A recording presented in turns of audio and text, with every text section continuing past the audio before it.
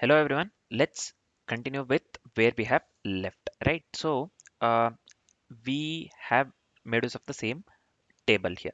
So we'll be making use of the same table, student table here. So why we have to normalize data? First of all, why we need to normalize the data?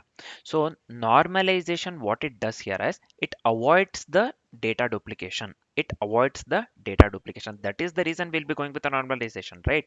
So main part is it avoids the data duplications and it makes sure or it ensures the data integrity and makes the updates more efficient and makes the updates more efficient, right? Normalization avoids data duplication, it ensures the data integrity, and it makes updates more efficient. It makes updates more efficient, right? So here we'll be going with the same this one we'll be going with the same table. So let me insert some values here. Let me paste it over here.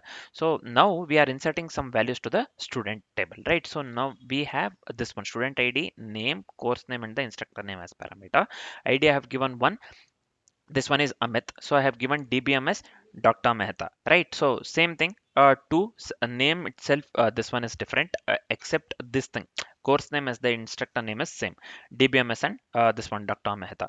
So now, if I try to this thing, if I try to execute this one, let me execute this one. See here, could not find the stored procedure Sara. So this one, I think, let me delete this one.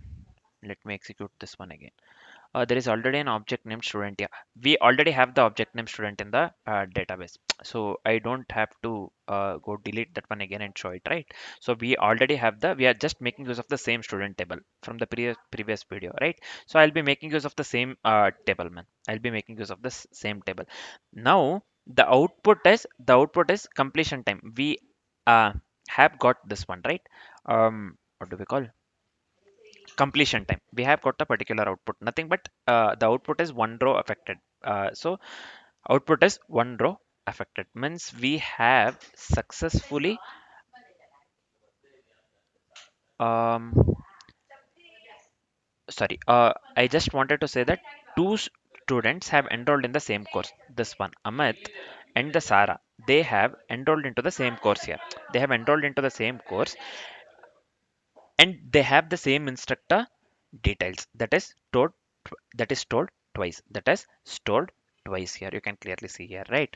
So this one, um, we are seeing the redundant data here, redundant data insertion, because same instructor is repeated here. This one, Dr. Mehta, same instructor is repeated here. So basically wasting the space and risking inconsistency if the name changes. Basically wasting the space and risking the inconsistency if the name changes. This is why we will be normalizing the data. This is why, or this is the reason we need to normalize the data, right? So I hope this part is completely clear. Why normalize data? So because normalization avoids the data duplication, it ensures the data integrity, and it makes the updates more efficient, right? For now, uh, this is it. Next we will be discussing about the update, insert, and delete anomalies, right? So for now, this is it. Thanks for watching, guys.